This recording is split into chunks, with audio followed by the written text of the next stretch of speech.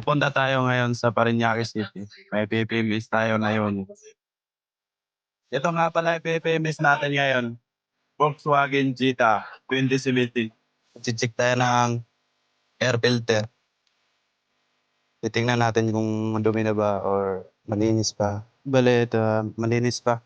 Okay pa ata. I-check natin yung cabin filter. Ito, madumi na po, sir. May na yung buga ng aircon niya, sir. Check muna natin yung oil cap. Baka may oil sludge. Okay naman yung engine mo. Tanggalin natin yung gulong. I-check natin yung brake pads.